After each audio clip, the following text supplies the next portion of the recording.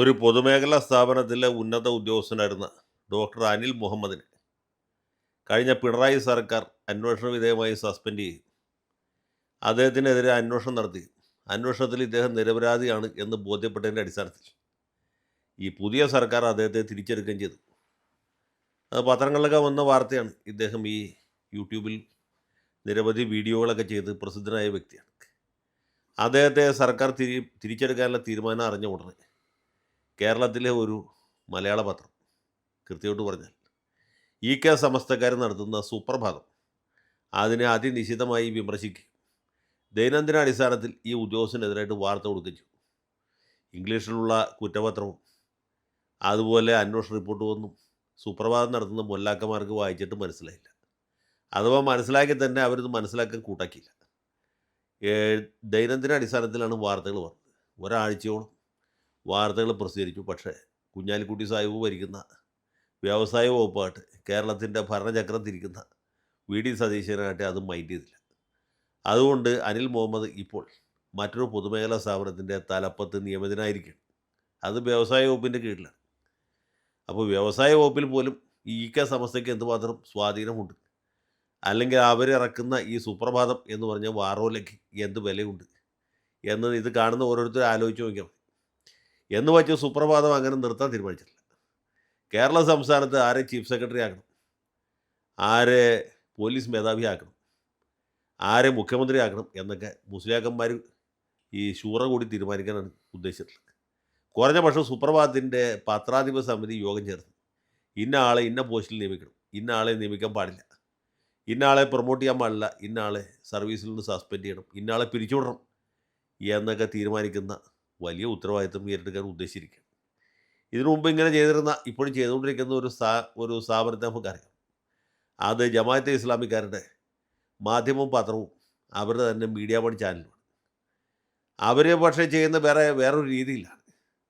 മിക്കവാറും രാഷ്ട്രീയമായിട്ടുള്ള ആരോപണങ്ങളാണ് അവർ ഉന്നയിക്കുക. ഇവരങ്ങനെയല്ല. ഇവർക്ക് മനസ്സിലായതും മനസ്സിലാകാത്തതും പിടികിട്ടിയതും കിട്ടാത്തതുമായിട്ടുള്ള സകല കാര്യങ്ങളെക്കുറിച്ചും ആധികാരികമായിട്ട് അഭിപ്രായങ്ങൾ പറഞ്ഞ് ഈ മലയാളികളെ മൊത്തത്തിൽ കോരിത്തരിപ്പിക്കുന്ന ഉത്തരവാദിത്തമാണ് ഏറ്റെടുത്തിരിക്കുന്നത്. ഇപ്പോൾ ഏറ്റവും ഒടുവിൽ അവർ കയറി പിടിച്ചിട്ടുള്ളത് നമ്മുടെ അഡീഷണൽ DGP എസ് ശ്രീജിത്തിൻ്റെ കാര്യത്തിലാണ്. ശ്രീജിത്ത് കേരളത്തിലെ IPS ഉദ്യോഗസ്ഥരിൽ മുതിർന്ന ഒരാളാണ്. അദ്ദേഹത്തിന് DGP ആയിട്ട് പ്രൊമോഷൻ കിട്ടാനുള്ള അർഹത ഉണ്ട്. അതിൻ്റെ പരിസരത്ത്, അതിൻ്റെ പടിവാതിൽക്ക് നിൽക്കുക. ADGP തന്നെയായിരുന്നു MR അജിത് കുമാർ.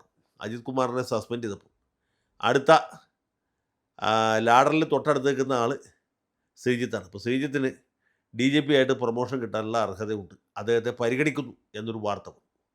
അതേ സമയത്ത് തന്നെ ഇദ്ദേഹവുമായി ബന്ധപ്പെട്ട ഒരു വ്യവഹാരം കേരള ഹൈക്കോടതിയിൽ നടക്കുന്നുണ്ട്. സാങ്കേതികമായിട്ട് അതിൽ ചില വിഷയങ്ങളുമുണ്ട്, സാങ്കേതികമാണ്. അപ്പോൾ അങ്ങനെ ഒരു സംഗതി നിൽക്കുമ്പോൾ വിജിലൻസ് ക്ലിയറൻസ് ഇദ്ദേഹത്തിന് കിട്ടിയിട്ടില്ല എന്നാണ് പറയുന്നത്. വിജിലൻസ് ക്ലിയറൻസ് കിട്ടാതെ അദ്ദേഹത്തെ DGPയുടെ കേഡറിലേക്ക് പ്രൊമോട്ട് ചെയ്യാൻ പറ്റില്ല.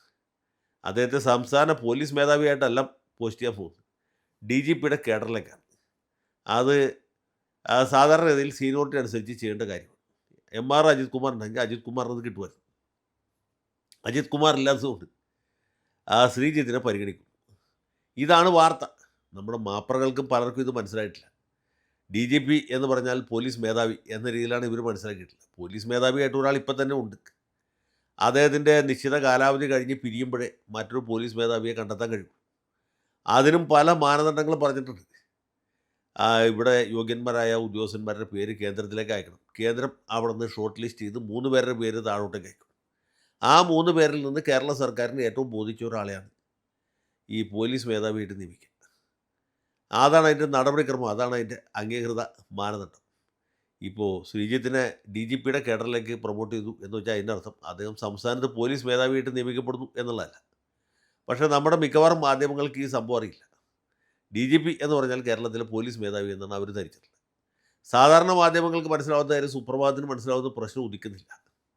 മാത്രമല്ല സുപ്രഭാതത്തിന് ഈ കേരള ഹൈക്കോടതി പറഞ്ഞ സാങ്കേതിക പ്രശ്നമല്ല, സാമുദായികമായിട്ട് എന്തൊക്കെയോ വിഷയങ്ങൾ ശ്രീജിത്തിനെ കുറിച്ചുണ്ട്. അപ്പോൾ ഇതെല്ലാം കൂടി ചേർത്തിട്ട് മുസ്ലിയാർ ഒന്നാം തരം ഒരു മുഖപ്രസംഗം ഇന്നത്തെ സുപ്രഭാതത്തിൽ വച്ച് കാച്ചിട്ടുണ്ട്. അവർ സതീശൻ സർക്കാരിനെ ഗുണദോഷിക്കുകയാണ്. ഇങ്ങനെയുള്ള ആളുകളൊന്നും പോലീസ് മേധാവിയായിട്ട് പ്രൊമോട്ട് ചെയ്യരുത്, DGP ആക്കാനേ പാടില്ല. ഇനി മേലിൽ ആരെ DGP ആക്കണം എന്ന കാര്യം ഞങ്ങൾ കമ്മിറ്റി കൂടി തീരുമാനിച്ച് നിങ്ങളെ അറിയിക്കും. അല്ലെങ്കിൽ പത്രാധിപന്മാർ കൂടി ആലോചിച്ച് ഞങ്ങൾ അറിയിക്കുന്ന ആൾക്കാരെ നിങ്ങൾ നിയമിച്ചാൽ മതി എന്നുള്ളതാണ് സുപ്രഭാതത്തിൻ്റെ താത്വികമായിട്ടുള്ള നിലപാട്. ഇത് വളരെ നല്ല നിലപാടാണെന്ന് എൻ്റെ അഭിപ്രായം. കാരണം ഇതുപോലെ കുറച്ച് ആൾക്കാർ ഈ താടിക്കാരും തലയെക്കെട്ടുകാരും കൂടിയിട്ട് ഒരു ഭാഗത്ത് കാര്യങ്ങൾ തീരുമാനിക്കുന്നു, മറുഭാഗത്ത് ലോഹയിട്ട കുറച്ച് ആളുകൾ കൂടിയിട്ട് അവരുടെ കാര്യങ്ങൾ തീരുമാനിക്കുന്നു, മൂന്നാമതൊരു ഭാഗത്ത് പൂജാരിമാരും മന്ത്രവാദികളും കാഷായ വസ്ത്രധാരികളും കൂടിയിട്ട് അവരും ഫത്വ പുറപ്പെടുവിക്കും. ഇങ്ങനെ 3 കൂട്ടരുടെ ഫത്വ അനുസരിച്ചിട്ട് സർക്കാർ എല്ലാവർക്കും തൃപ്തികരമായ ആളുകളെ മാത്രം പ്രൊമോട്ട് ചെയ്യുകയോ ഡിമോട്ട് ചെയ്യുകയോ സസ്പെൻഡ് ചെയ്യുകയോ എന്താ വെച്ചാൽ ചെയ്താൽ മതി. വളരെ എളുപ്പമുണ്ടല്ലോ, കാര്യങ്ങൾ വളരെ എളുപ്പമായില്ലേ.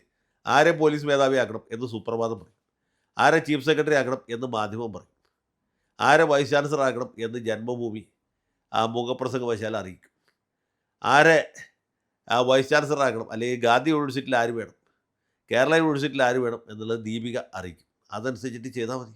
വളരെ എളുപ്പമുണ്ട്. KCBC അതുപോലെ സമസ്തയുടെ അതല്ലെങ്കിൽ ജമാഅത്തെ ഇസ്ലാമിയുടെ ഒക്കെ കമ്മിറ്റികൾ കൂടിയിട്ട് ഷൂറ കൂടിയിട്ട് തീരുമാനിച്ചാൽ മതി. ഈ സമുദായ സംഘടനകളുടെ പത്രങ്ങളും ചേർന്നിട്ട് സർക്കാരിൻ്റെ നയം തീരുമാനിച്ചാൽ പിന്നെ മന്ത്രിമാർക്ക് വളരെ എളുപ്പമുണ്ടല്ലോ, ജോലിയില്ലല്ലോ. നയപരമായ കാര്യങ്ങൾ സുപ്രഭാതമാണ് തീരുമാനിക്കുന്നത്, അല്ലെങ്കിൽ സിറാജാണ് തീരുമാനിക്കുന്നത്, അതുമല്ലെങ്കിൽ ദീപികയാണ് തീരുമാനിക്കുന്നത്, അതുമല്ലെങ്കിൽ ജന്മഭൂമിയാണ്, അല്ലെങ്കിൽ കേരളഭൂമിയാണ്, അല്ലെങ്കിൽ മാതൃഭൂമിയാണെന്ന് പറഞ്ഞാൽ ഇവർക്ക് കൈ കഴുകാവുന്നതുള്ളൂ. പണ്ടൊക്കെ ഇതുപോലുള്ള കാര്യങ്ങൾ മലയാള മനോരമക്കാർ ഒറ്റയ്ക്ക് തീരുമാനിച്ചിരുന്നത്. ഇപ്പോൾ ആ പരിപാടി നിർത്തി. മനോരമയുടെ ഉത്തരവാദിത്വം മറ്റു പത്രങ്ങളോട് ഏറ്റെടുത്തിരിക്കുകയാണ്. ഏതായാലും സംഗതി ജോറാവുന്നുണ്ട്. ഈ രീതിയിൽ തന്നെ മുന്നോട്ട് പോട്ടെ എന്നാണ് എൻ്റെ ഒരു അഭിപ്രായം.